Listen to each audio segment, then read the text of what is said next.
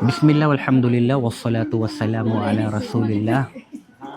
Assalamualaikum warahmatullahi wabarakatuh. Alhamdulillah, ngayong hapon, andito po kami sa Mines View, dito sa Baguio City. At kasama po natin si Ustaz Ibrahim, Genesis, no? Dahil kanina, May 21. May 21 yung kanyang, hindi May 21, July 21. July. July, ng hindi May. May. Nagkamali kami okay lang. So kanina, July 21, ay naganap yung kanilang takharruj, graduation sa Ma'had Al-Ma'arif Ash-Shar'i dito po sa Baguio City. So alhamdulillah, natapos, napakadali ng 2 years, no? Opo, Parang kahapon lang. mabilis yung oras. So ngayon, Ustaz Ibrahim, ikwento mo sa amin kung paano tayo nagkakilala, paano ka napadpad sa masjid natin sa Apari. Oo, mashallah, napakabilis talaga ng panahon, Ustad. Kasi, kung isipin natin, 2 years na pala yung yung nakalipas. Maalala ko pa noon, unang meet natin, last night yata ng Ramadan yun, 2024, kung hindi ako nagkakamali. 2024. Oo, 2024. Kababalik Islam ko lang noon. Wala pang 1 month actually. Tsaka Wala pang hindi 1 pa ako month. first time ko mag-saum sa araw na yon. Tapos may isang brother na balik Islam din, pero lumaki siya sa environment ng Muslim. So nung nalaman kong Muslim siya, ako lang sa barangay namin, mag-isa lang ako doon. Yung nanay ko hindi pa nagbalik Islam, yung tatay ko hindi pa nag-Muslim noon. Kaya naman, sinabi ko sa kanya, may alam ka bang masjid dito malapit dito sa atin? Sabi niya, meron brother, meron sa Gonzaga at saka sa Apari. Sa time na yon, sabi ko, sige, punta tayo sa isa sa kanila. So naisip ko, sa Apari na lang tayo pumunta kasi may mga kaibigan ako doon, may mga kakilala ako doon. Pagkatapos nun, nagkuhan na kami, nagmotor kami, papunta doon, nagpaalam ako sa tatay ko. Gabi pa yon, pumunta kami doon. Alhamdulillah, for the first time, na-meet kita doon, Ustad, mashallah. Alhamdulillah. Wala akong kaalam-alam sa Islam noon, wala akong kaalam-alam sa Siyempre, Arabic. isang buwan ka pa lang. Oo. Alhamdulillah, sa pamamagitan ng video call lang, natuto akong magsala dahil mashallah, kay Sheikh Nabil Diwali, sa kanya po ako actually nagsyahada. Sa online lang din, hindi pa kami Ano nag-meet. yun, Facebook or TikTok? Sa Facebook lang po. Facebook lang, Actually, itong pagmumuslim ko kasi, nag-aral ako ng ng comparative, parang tinatawag nilang comparative religion. Comparative religion, Naghanap din talaga ng katotohanan. So curious ako, paano ka naging interesado na mag-aral ng Islam, comparative religion? Nung una pa lang kasi, Ustad, sa mother side kasi, yung mga kamag-anak ko sa mother side, mga devoted, born again. Oo. Sa father side naman, mga Roman Catholics. O kaya naman, every time na sumasama ako sa kanila noon, kinu-question ko sila. Mga pastor pa yon, mga iba sa kanila. Sabi ko, Tito, Uncle, bakit ganito? Yung tatlo, ganito, ganyan yung mga doktrina nila, hindi ko maintindihan. Sabi ko, kung totoo to, maliwanag. Kasi lantad yung totoo at hindi. So, wala naman lang silang maisagot na tama. Wala silang maisagot na comfortable ba ako. Kaya naman sabi ko, parang itong paniniwala nila, hindi ito yung totoo. Oo. Kaya sabi ko naman, kailangan ko ng bagong kaalaman patungkol sa religion kasi kaligtasan to. Tama. Natatakot tayo. Pero hindi pa ganoon kataas yung yung takot natin. So paano naging paano nabalin sa Islam Ito na nga. yung interest mo? For the first time, grade 8 yata ako noon, 2018 or 2019, bago mag-COVID. Napanood ko itong isang makta, itong isang video clip ni Ustad Javier. Ahmad Rahimahullah, oo. Actually, pumanaw na Marami din siya. talagang na gabayan sa pamamagitan ng video ni Ustad Ahmad Javier at hindi natin pwedeng ikailayan, mashallah. Marami na balik Islam dahil sa kanya. Opo. Tapos, nang makita mo yung video, Nang makita ko yung video, qaddarallah na ito ay patungkol kay Isa alayhis salam. Binanggit niya doon na si Isa, propeta lang, ganito lang, walang Trinity, ganito, at iba pang mga content, hindi ko na maalala yung eksakto. Pero doon ako nakapag-isip-isip, sabi ko, mukhang may point tong sinasabi nito. So, nag-resonate sa'yo yung sinabi ni Oo, Ustad Ahmad. nag-resonate. Oo. Sabi ko parang may punto yung sinasabi niya kasi logical. Oo. Rational naman akong tao. Oo. Oh, gusto ko yung talagang may ebidensya. Mm-mm. Sabi ko kaya pala wala man lang akong makita sa Biblia na ganito na patunay na Diyos siya, patunay na may Trinity kasi kahit yung word na Trinity wala din. Mm-mm. Pagkatapos nun, kuwan na. Nagpanood na ako ng mga ibang video pa. Mm-mm. Oo, nahikayat na ako. Pagkatapos kong manood ng mga ibang videos, Oo. hanggang sa mga ibang daiya na din yung napapanood ko. Sila Zakir Naik, Mm-mm. sila Ahmad Didat, mga sa comparative, Osman Farouk. Mm-mm. Pero, sadly, na-fit na pa rin sa labas. Hindi pa ako nag-Muslim. Hindi ka ba nag-Muslim Oo, that time? Oo. nag-aaral pa ako, grade 9 na, napabarkada, napaganyan, at mga ibang bagay pa na ginagawa ng mga mga non-Muslim talaga. Pero at least, meron ka ng introduction Oo. to Islam. Oo. Oo. Parang yun ang nagtulak sa'yo, daan na maging curious ka. Yes. Oo. Mm. Tapos, Pagkatapos nun, way back 2023. Oo, 2023. 2023. Oo. Nagkaroon ako ng lumaki na yung katawan ko kasi nagkaroon ako ng sakit. Oo. Medyo nahihilo-hilo pero hindi ko pinapansin. Nandyan pa rin yung mga pagkain, yung mga hindi may mga gawaing hindi maganda yung dulot. Mm-mm. Nandyan pa rin. Laro dito ganyan. Mm-mm. Hindi pa ako Muslim, wala pa akong takot. Oo. Ngayon, noong 2023 mga September or December siguro, December, hindi ko na maalala. Mm-mm. Lumala na yung nararamdaman ko. Mm-mm. Pagkatapos noong 2024, bagong taon, Mm-mm. doon na ako na diagnose ng high blood. High blood. Oo. Subhanallah. Oo. Tapos may panahon na dala ako sa emergency room. Oo, sa emergency room. Kasi mataba ka talaga, no? Oo, Magkita talaga, tayo, ang laki sobrang taba mo. Ang laki ng Oo, katawan malaki ka, ko. oo. Oo, tapos na-diagnose nga ako ng ganun. Tapos hanggang sa sinabi nila, posible na may sakit ka sa puso. Mm-mm. Doon ako natakot. Mm-mm. Oo. Kaya sabi ko, kung parang sigurado na akong mamamatay ba? Subhanallah. Kaya Subhanallah. nga sinabi ng propeta, alalahanin natin yung kamatayan. Oo. Kasi ito yung natin, magpapa-remind sa atin na hindi tayo immortal sa mundo na ito. Totoo. Masya Allah. Kaya naman, sabi ko, kailangan kong balikan yung pag-aaral ko ng Islam. Kailangan ko ng masasandalan, religion. Nasa crisis ako ng ng Ibig sabihin, kalungkutan. ano mang mangyari, at least nasa katotohanan ka. Oo. Oo. Nasa krisis ako ng kalungkutan, ng anxiety. Mm-mm. Actually, may mga gawain akong nun. Hindi ko makontrol yung sarili ko dahil sobrang takot na din. Oo. Tapos, bumalik ako. Hanggang sa nakita ko yung mga videos na marami ng mga sa algorithm ba ng Sheikh sa social media, napapakita na sila Mufti Menk, yung mga nagdadawa, Asim Hakim. Kasi parang na-search mo na siya. Oo. So parang yung Facebook mo, yun na din yung lumalabas. Oo, yun na yung Kasi inaano yan, sa yan ang tawag dito ay anong tawag dito? Basta yung algorithm nila. Oo. Pag nag-click ka, parang marami kang kinlik na ganon, yun ang kadalasan lalabas. Oo. Opo, masya So Allah. pagkatapos, anong nangyari? Pagkatapos nun,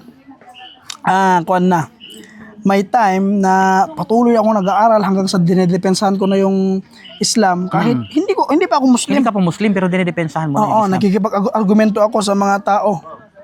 Sa mga iba kong kakilala, mga pastor pa actually. May mga kaalaman din sa Bible, sa religion. Sabi ko, hindi, ganito, ganyan.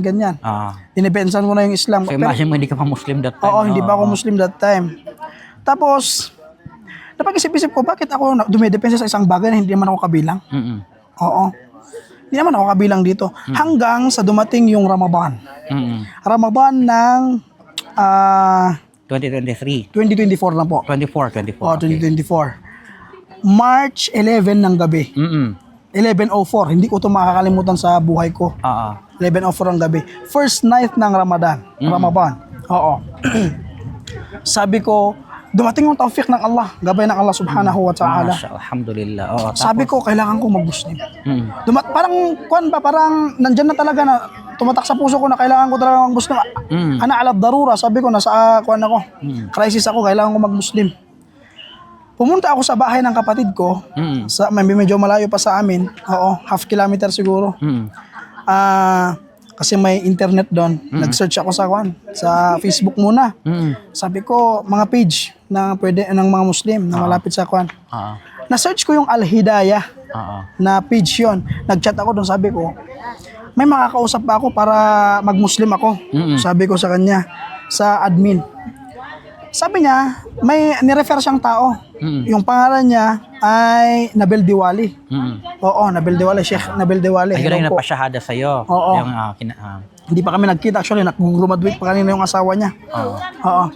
Ngayon, Masya Allah, napakalaki ng gantimpala ni Sheikh. oo, masya Sa'yo Allah. nagpasyahada sa'yo. Tapos, Alhamdulillah. oo, ngayon, alhamdulillah, nakapagtapos ka na ng pag-aaral. Graduation mo ngayong araw. Oo, Alhamdulillah. tapos ano nangyari nung nagkausap kayo? Nagkausap kami. Ngayon, sabi ko, brother, sabi ko, hindi ko pa alam na Sheikh yung tawag nun. Anong tawag? Sabi ko, brother, nag-chat Brother, ako. okay lang, brother. Nagsalam ako. Actually, alam ko na yung salam. Oo.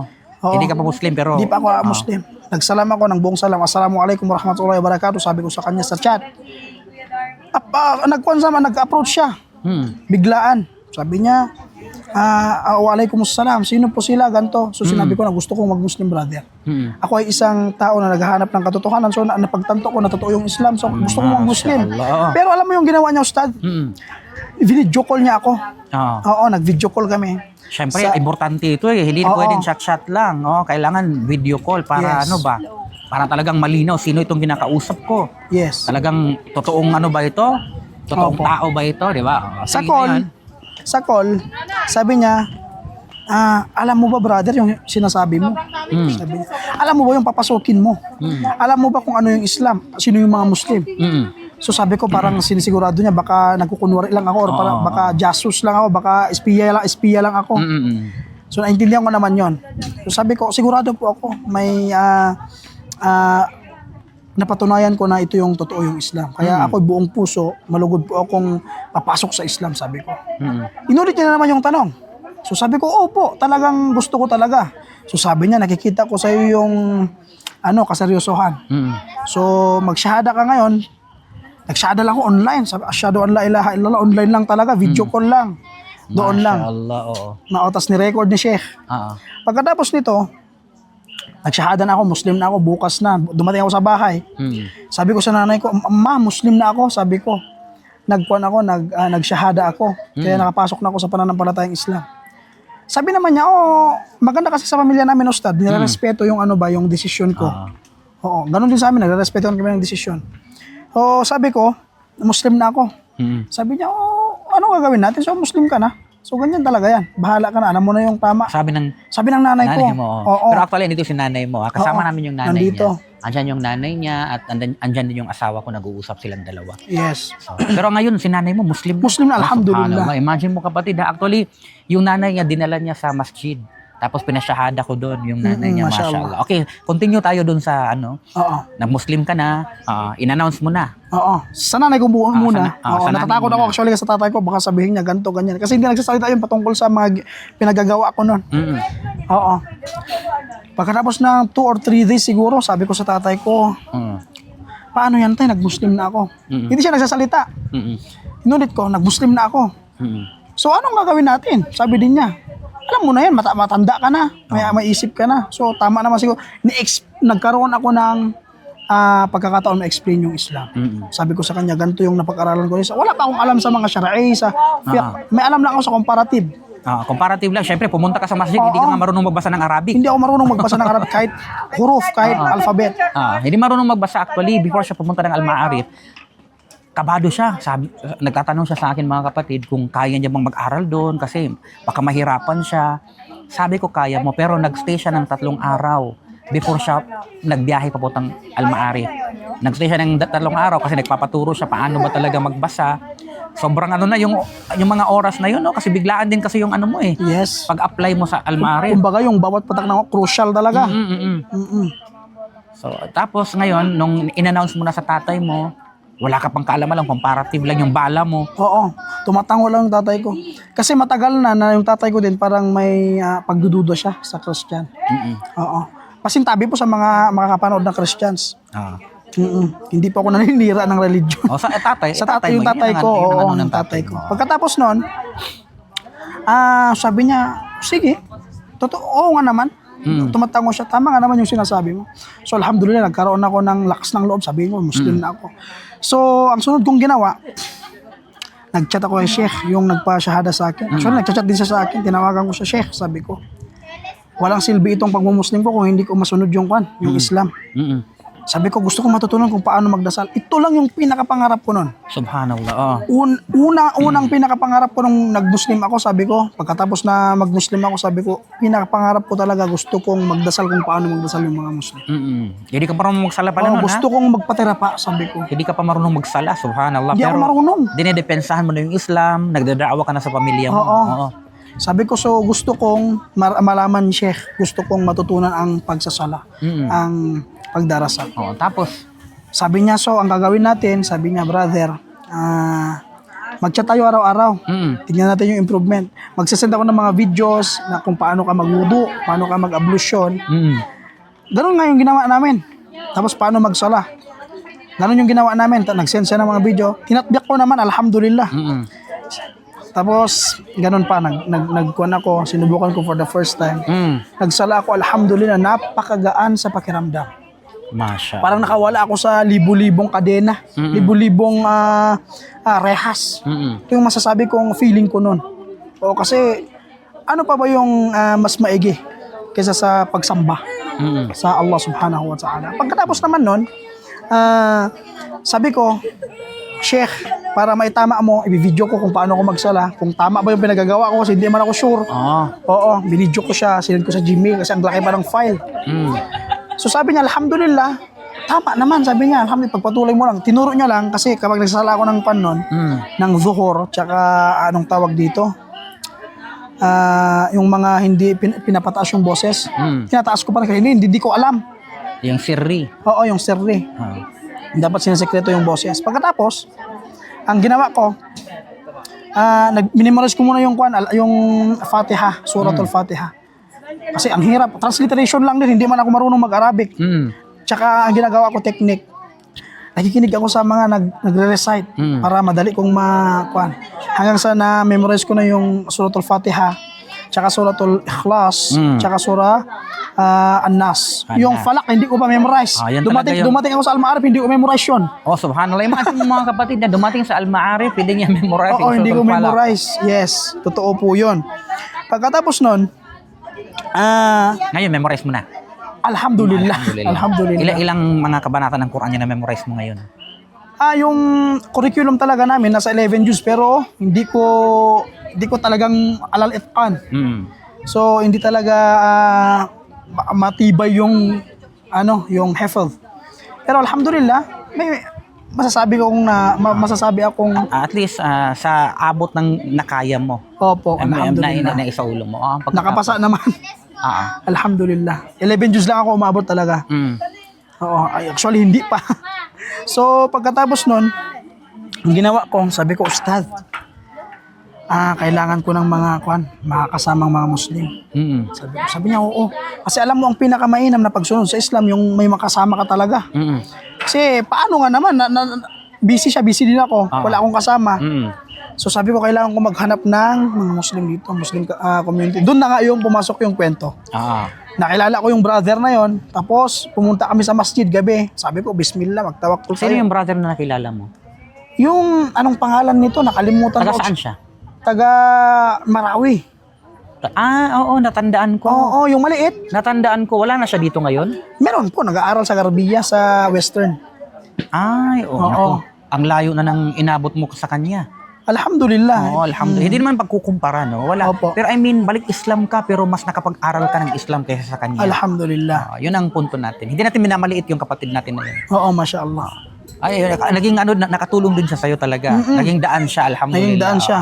Nakapunta ka ng masjid. Yes. Tapos, pagpunta mo ng masjid, anong nangyari? Pagpunta ko ng masjid, doon na kita na-meet, masya Allah, Nag-meet Ustad, na tayo. for the first time. Oo. Sabi ko, sino kaya tong nakatutob na to? Hindi ko naman alam tong mga environment nila dito. So, mag-isama lang tayo, sabi ko.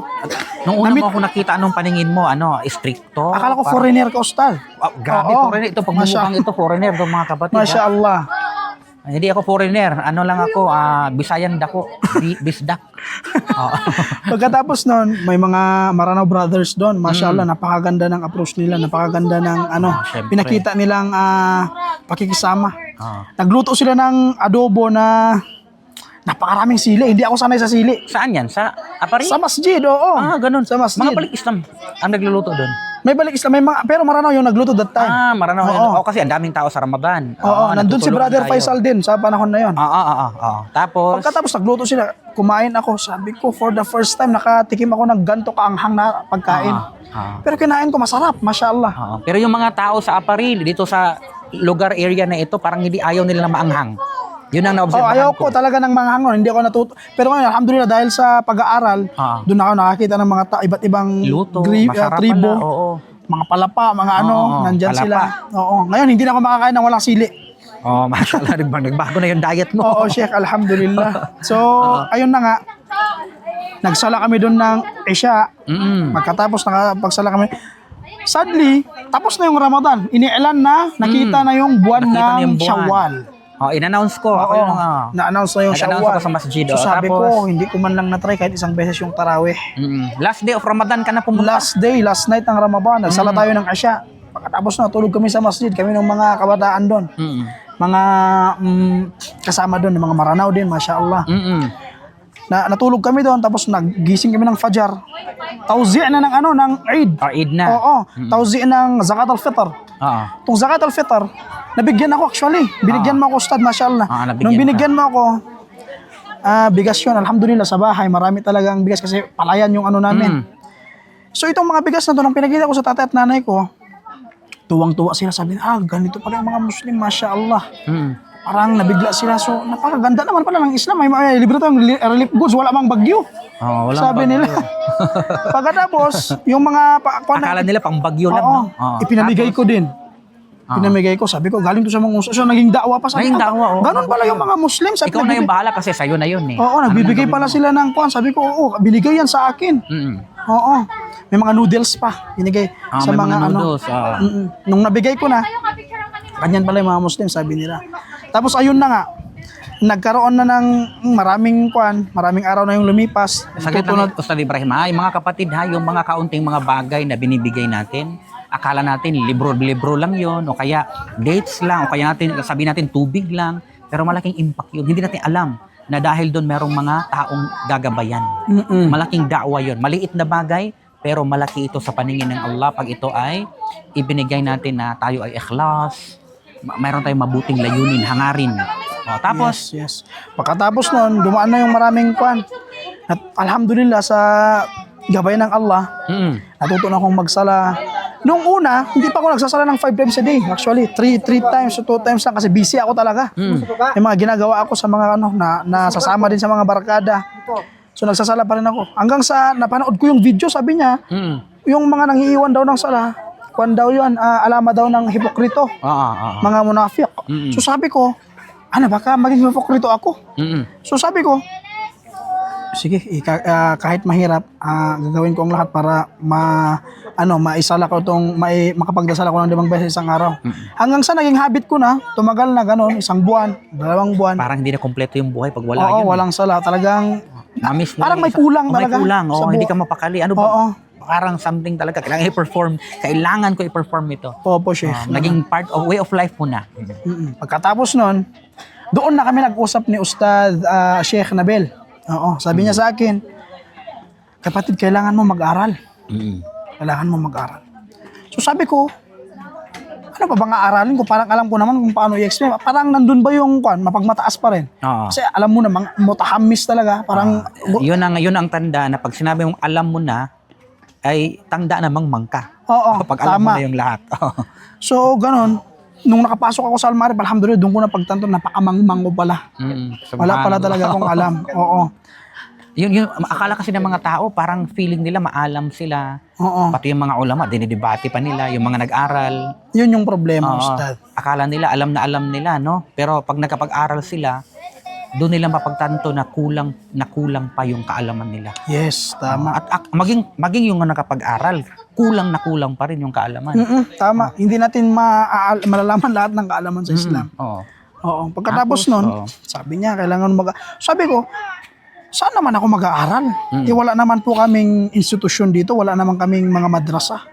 Sabi ko sa kanya. Mm. Sabi niya, actually may alam akong isang prestihiyosong paaralan dyan sa Pilipinas. Dyan din ako nagtapos, sabi niya. Ngayon, nasa Saudi na ako, nasa Riyadh na ako, sabi niya. Nandun pa rin si Sheikh, mashallah. Hafidhahullah. Nagtatrabaho na siya doon, nandun din yung pamilya niya.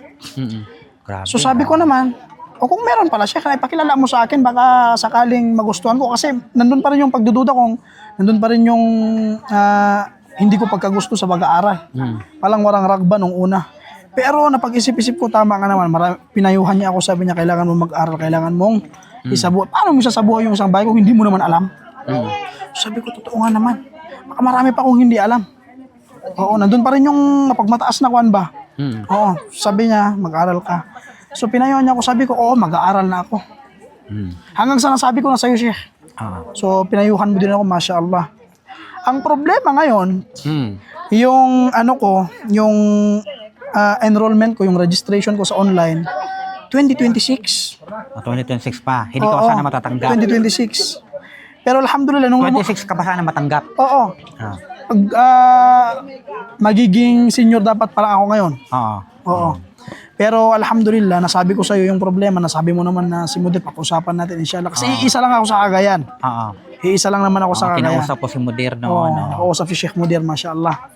At pumayag naman, napunta pa si Sheikh Mudir sa bahay. Oo, nung napunta siya doon, sabi niya, so ganito ang gawin natin, alhamdulillah, isa ka lang dito, kailangan so, ibig sabihin, hindi ka pa for good for 2024.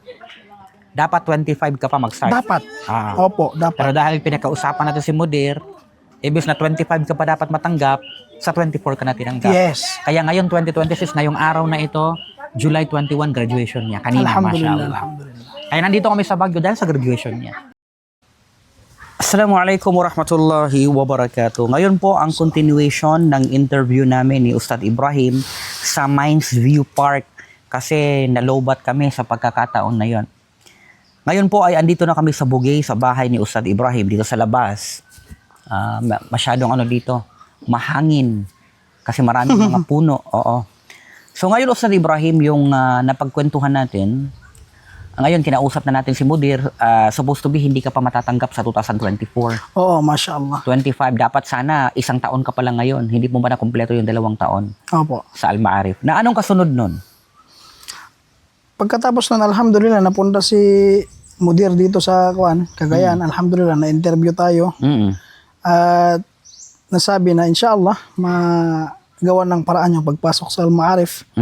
At nang dumating na ang ilalabas na yung mga pangalan ng mga natanggap, alhamdulillah, nandun yung pangalan natin siya. Alhamdulillah. Number 4 pa talaga. Oo. So, sabi ko, alhamdulillah, so ngayon, kailangan ko na mag-ready. Kasi nung una talaga, parang hindi ko inaasahan yung pagpasok, pero kadar ng Allah subhanahu wa ta'ala na para sa atin iyon, alhamdulillah, sabi ko, kailangan na natin itong harapin. Totoo na to. Papasok na tayo sa Al-Ma'arif. Papasok tayo doon na walang kaalaman talaga. Kahit alif. Oo. Kahit alif, wala man lang. Wala kang alam. Subhanallah. So, pagkatapos nun, ayun nga, nagkita tayo sa sabi ko, kailangan ko nang makakatulong sa akin. So, naisip kita, napunta ako sa Masjid Al-Mansur, mashallah. Nag-request ka doon na pwede mo mag-stay doon. Nag-request ako na mag-stay doon para makapag-aral lang ng kahit konti, kahit huruful hijaiya lang, oo. At least makapunta ka doon sa Al-Ma'arif, at least kahit alphabet, mga huruful hijaiya lang alam mo. Oo. Pero ganun talaga. Alhamdulillah, nung pumasok ako doon, wala pa rin. Hindi pa, kahit yung mismong alphabets talagang hindi ko pa memorize. Kahit kasi hindi pa natin natapos yun, no? Oo, hindi pa natin natapos. 2 oras lang yata yung kung susumahin yung oras na nagsanay tayo dito sa Al-Mansur. Oo. Kasi nandun na yung oras eh. September ako pumunta doon. September 20 hindi August na. August na. Ay hindi August, September, October na. October na. Ay August 28 nag-ready ako. September 4 ako napunta ng Al-Ma'arif pala. September 4 ako napunta ng Al-Ma'arif. Hindi ko na masyadong natatandaan. September 4 ako napunta ng Al-Ma'arif. Napunta ako sa Masjid Al-Mansur September 2 yata. Or 1. Hindi ako nagkakamali. So wala pang nag-stay ako doon. Pero ganun pa rin. Ay, hindi ko na matandaan yung mga petsa, pero yun. Before ka pumunta doon, nag-aaral ka muna. Oo. Nagstay ka sa masjid, nagturo tayo doon, pero syempre hindi tayo makafocus kasi marami mga problema na kailangan mong gawin na. Marami din ako mga ginagawa that time, may mga activities tayo. So, yun, alhamdulillah. Ngayon, parang kailan lang ha? Naam, Sheikh. Parang kailan lang yung 2 years. Mula sa talagang kabado ka pa, nagtatanong ka pa sa akin, kaya ko kaya? Makakaya ko kaya mag-aral doon, makapauwi ako, gano'n. Oo, yun nga. Tapos ngayon, umuwi ka na talaga. Pero Umuwi na, alhamdulillah. kasama yung diploma mo, mashallah.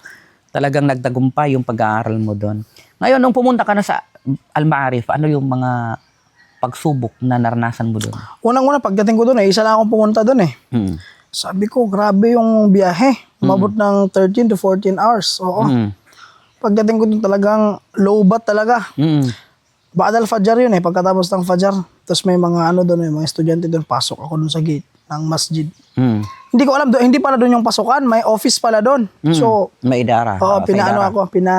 anong tawag dito? Pinalipat ako doon. So, pumunta ako sa idara, nandun na yung mga lidyan, mga officer na nagtatasjil ng pangalan, nagre-register ng pangalan.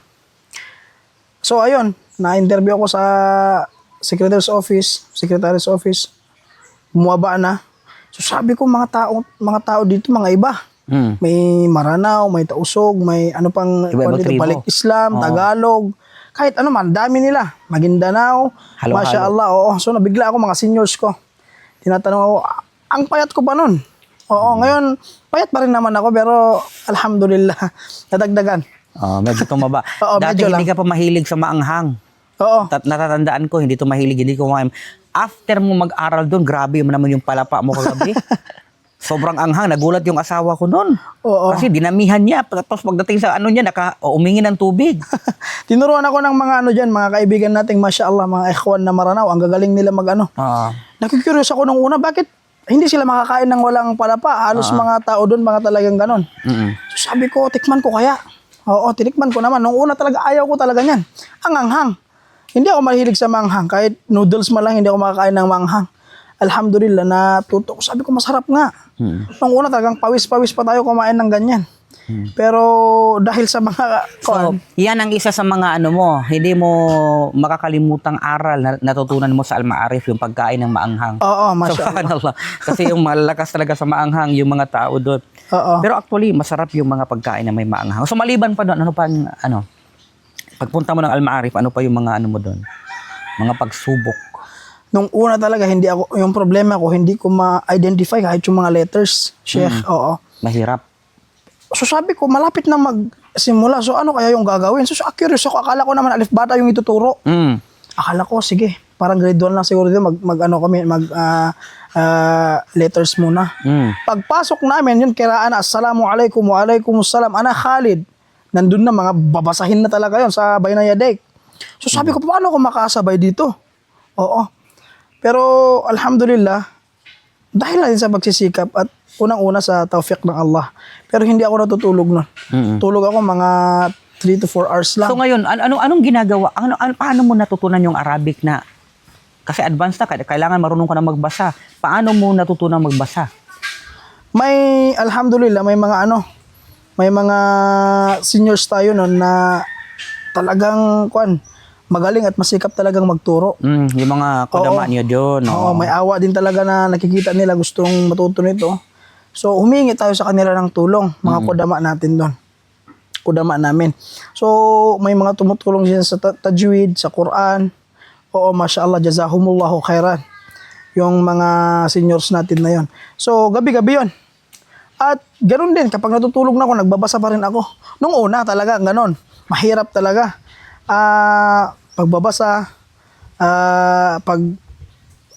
pag-familiarize ng mga letters, ng mga ganito, at mga subjects. So, ganoon talaga yung ginagawa ko ng Sheikh. Halos wala tayong tulog. Pero, alhamdulillah. Nagbunga naman. Oo. Alhamdulillah. So, ngayon, sa maraming mga pupunta ng Al-Ma'arif na ganoon din kabado sila. Baka hindi nila makaya. Pwede ba kaya sila doon? Wala silang tiwala sa kanilang sarili. Meron silang doubt o kaya takot. Pagdududa, oo. O mga pagdududa. So, anong masasabi mo sa kanila? Unang-una, wajib kasi ito sa atin ng pag-aaral ng kaalaman sa Islam. Oo. Obligasyon ito ng bawat Muslim. Payo ko sa kanila, magsimula kayo. Magsimula ka, tapos gawin mo yung part mo. Gawin mo yung wajib sa'yo. Pagkatapos Magtawakkul na lang, no? magtawakkul ka kay Allah subhanahu wa ta'ala. Ang lahat ng iyan, kapag nakita ng Allah subhanahu wa ta'ala, nandyan na, papasok, darating na yung tulong ng Allah. Mauna ka muna. Titignan mo na yung part mo. At huwag mong isipin na sa lahat ng success, sa lahat ng tagumpay, walang mga pagsubok. Nandyan talaga yan. So, kailangan mong labanan yung kailangan, huwag kang sumuko. Kasi, hindi naman kahinaan, hindi aib, hindi kakulangan yung kahinaan. For example, sa intindi, sa pag-memorize, hindi yon. Ang totoong talo, yung sumusuko. Lalong-lalo na yung hindi pa sinubukan, tapos sumuko na. So, kailangan nating subukan. Magsimula tayo, gawin natin yung part natin, yung makakaya natin, hanggang sa abot ng ating makakaya, at magtawakkul tayo kay Allah subhanahu wa ta'ala. At unang-una sa lahat, babalik tayo sa niyya. Bakit ba? Dahil ito ay wajib sa atin upang mapalapit tayo kay Allah subhanahu wa ta'ala. Oo. Tama, Masya Allah, no? So, ang totoong talo, yung sumusuko. Napakaganda nun ng punto na yung linya na yon, no? Kaya, magtiwala lang, magsikap lang at magtiwala sa Allah subhanahu wa ta'ala. Inshallah, makakaya nyo yan. Ngayon, Ustaz Ibrahim, ikwento mo yung mga karanasan mo sa Al-Ma'arif. Yung mga hindi mo makakalimutan. Yung mga mahalagang nangyari doon. Oo, Masya Allah. First sem, meron kaming special class. Oo, Sheikh. Mga anong tawag dito? Masisipag na masyayikh natin.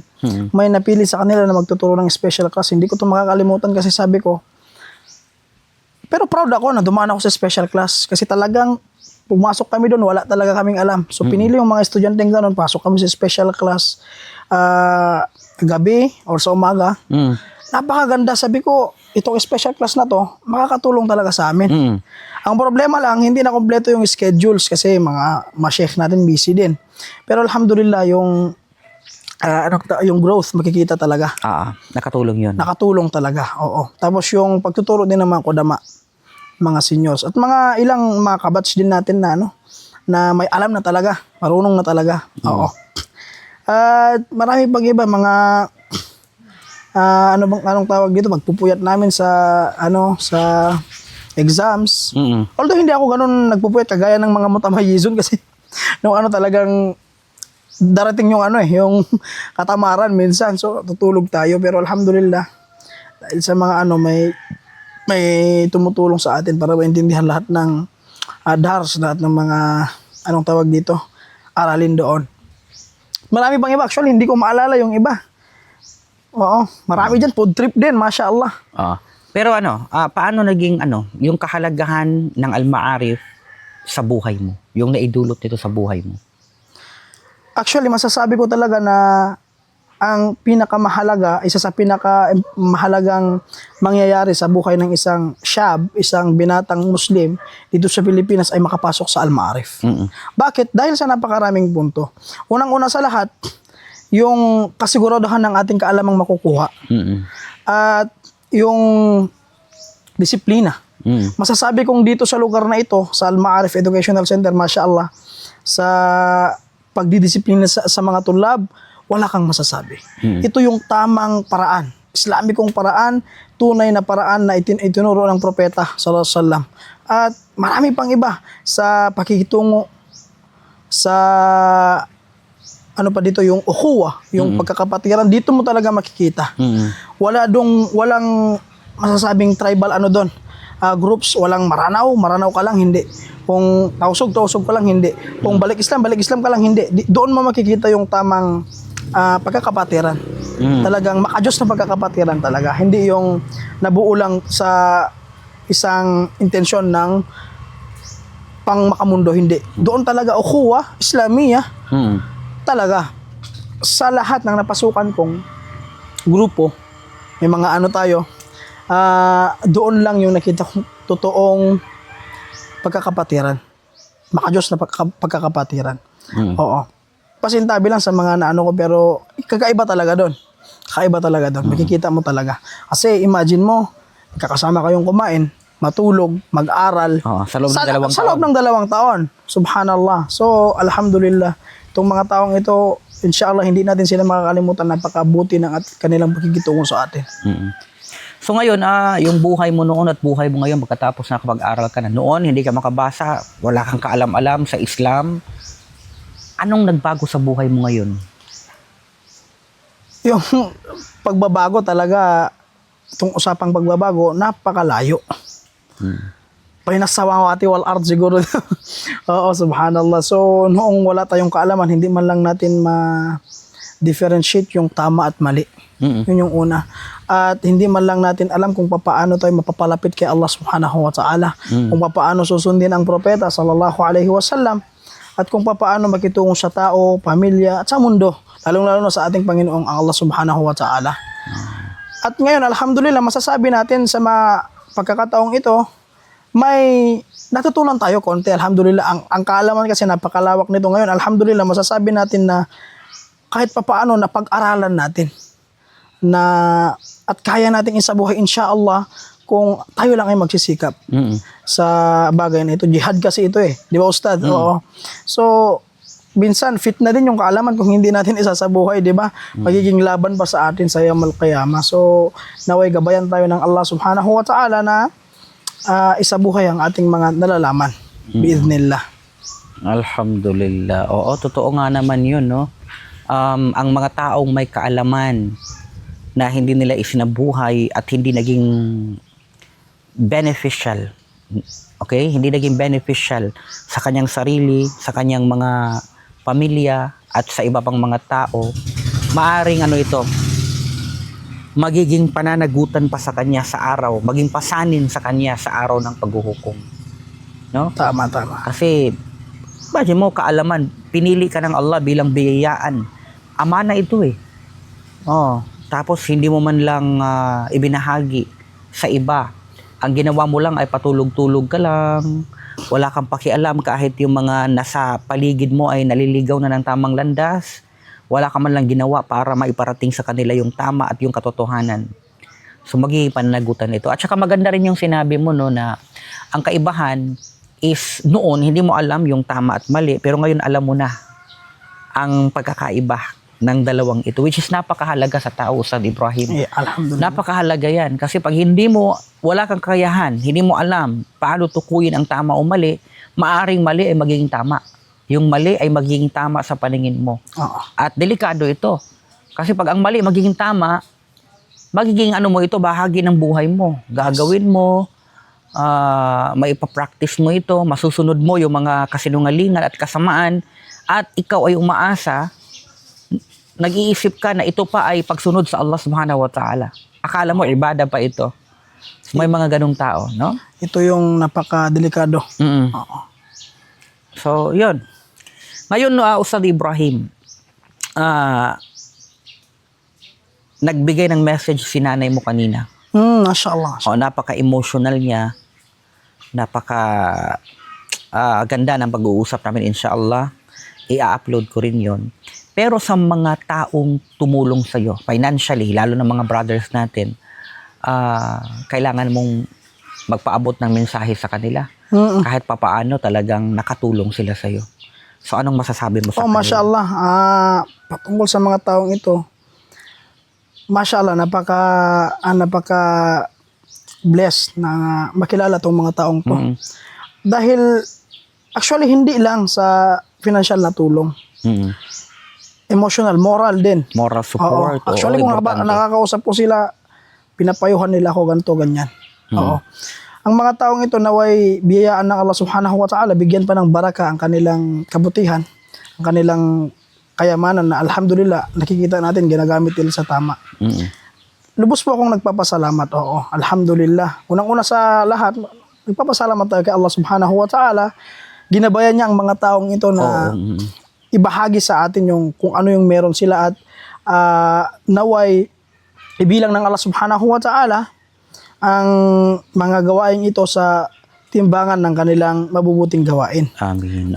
Mashallah. hindi ko masasabi, hindi ko ma-express sa salita lamang yung pagpapasalamat natin sa kanila, Masya Allah. Kahit sa mga panahong ito, tumutulong pa rin sila sa atin sa dawa, sa ganito. Alhamdulillah, napakabubuti ng mga taong ito. Naway, ipagpatuloy pa nila. At lubos po tayong nagpapasalamat sa kanila. Oo, dinalangin natin na patatagin nawa tayo ng Allah subhanahu wa ta'ala sa Islam at mapalawak pa yung ating dawa, mapalawak pa yung ating mga mabubuting gawain. Maparami pa ito. Bidnillah, pagtutulungan. At dito makikita mo, Masya Allah, isang sabi ko lang sa kanila, nandyan na talaga. Oo, hindi ako nagdadalawang salita sa mga taong ito. Masya Allah, sila brother, anong pangalan nito? Brother Habibi, brother Dawood, at marami bang iba, hindi ko sila mababanggit lahat. Oo, Jibril, Masya Allah, brother Jibril, marami pa sila, hindi ko sila mababanggit ng isa-isa. Naway pagpalain pa ng Allah yung kanilang hanap buhay, pagyamanin sila ng Allah ng gusto, para marami pa silang matulungan. Tama. Yun ang doa natin sa mga tao na ito. Masya Allah, malaki ng tulong, no? Ang pinakamalaking tulong, yung Tabuk, Ballesteros. Oo, Masya Allah. At ganoon din yung mga brothers natin from Apari, Oo, Masya Allah, mga brothers from Apari. Apari, Masya Allah. So, alhamdulillah, Ustad, kayo ay nagtagumpay na. Kabilang na kayo sa mga, sabihin natin, mga maaalam dito sa lugar natin. Maaalam sa Islam. Inshallah, inshallah. So, pag merong mga katanungan yung mga tao dito, mga brothers dito, walang ibang malalapitan. Maliban sa iyo. Subhanallah. So, naway maging maging gabay sa mga tao dito na mas mapalakas pa natin yung ukhuwah ng mga kamusliman, mapalakas natin yung samahan, at ganoon din yung kaalaman at yung iman ng mga tao dito sa ating lugar, lalo na sa downstream Cagayan Valley. At nais ko lang din mong magpasalamat sa pamunuan ng ISCAG, sa pamumuno ni Sheikh Omar Pinalber. Kasi ang dami nilang naitulong din sa amin. Kung actually wala kami dito, itinakda ng Allah na sila yung magiging dahilan. Kaya kami nandito, at yun nga, hanggang nakakilala tayo, alhamdulillah. Nakakilala tayo, at ito na yung naging kwento ngayon. Dahil na rin sa kanila, Masya Allah, may mga nakapag-aral, ganoon. Sana'y gantimpalaan ng Allah subhanahu wa ta'ala ang mga sheikh natin, lalo na yung pamunuan na ito, ang ISCAG, marami silang natulungan. Ustad Ibrahim, ano yung pinaka-last message mo sa mga tao na nanonood ngayon? Actually, ipapaliwanag ko lang yung pagsasabuhay natin sa kaalaman. Oo. Tunay na binanggit ng Allah subhanahu wa ta'ala, innama yakhshallaha min ibadihi al-ulama. Tunay na yung mga tunay na natatakot kay Allah subhanahu wa ta'ala, yung may mga kaalaman. Al-ulama. Pero kailan ba magiging alim yung tao? Kailan ba masasabing may alam na siya? Oo, sinabi ni Abu Darda radhiyallahu ta'ala anhu, innaka lan takuna aliman hatta takuna muta'alliman, sinabi niya. Walan takuna muta'alliman hatta takuna bima alimta amilan, sinabi niya. Hindi magiging alim yung isang tao maliban na lamang kung siya ay naging isang mag-aaral. At hindi ka magiging isang mag-aaral maliban na lamang na isinasabuhay mo yung napag-aaralan mo. Sinasabuhay mo yung iyong nalalaman. So, ang bagay na ito, mga kapatid, napaka-importanteng pag-usapan na isabuhay ng tao yung nalalaman niya. Kasi walang silbi yung kaalaman. Lalong magiging problema lang sa'yo. Magiging laban pa sa'yo ito kung hindi mo ito sinasabuhay. At kung hindi nagbe-benepisyo yung tao sa kaalaman mo. Lalong-lalo na yung sarili mo. So, naway, gabayan tayo ng Allah subhanahu wa ta'ala para isabuhay ito. Ito hindi lang para sa inyo, bagkus sa atin, sa akin na rin. Kasi tunay na ang tao nagkakamali. At magtauba tayo sa Allah subhanahu wa ta'ala, magbalik loob tayo kay Allah subhanahu wa ta'ala sa mga bagay na ating nagagawa sa mga kasalanan. Oo, at saka patuloy nating alamin ang ating relihiyon. Patuloy nating pag-aralan ng maigi, ng tama ang ating relihiyon. Nang sa ganun, hindi tayo maligaw, hindi tayo masama sa mga taong mali yung pagkakaunawa sa ating relihiyon, at naway kalugdan tayo ng Allah subhanahu wa ta'ala sa gawain ito biidhnillahi azza wa jal. Masya Allah. Jazakallahu khairan, Ustad Ibrahim Sosa, Genesis Sosa. At naway meron tayong maraming natutunan sa panayam na ito, from Baguio to Bugay. Oo, Masya Allah. Nandito na yung continuation. Yung conclusion, yung yung pagtatapos ng ating interview at naway maging maging inspirasyon sa iba pang mga kapatid natin na nais mag-aral, magsaliksik ng kaalaman, hindi hadlang yung kawalang kaalaman mo ngayon para makapag-aral ka at matuto. In fact, ito pa nga yung tamang dahilan kung bakit kailangan mo magsikap at mag-aral. Kasi nga wala kang kaalaman. So yun mga kapatid, Masya Allah, hanggang dito na lamang po Ustad Ibrahim, mga kapatid. Assalamualaikum warahmatullahi wabarakatuh.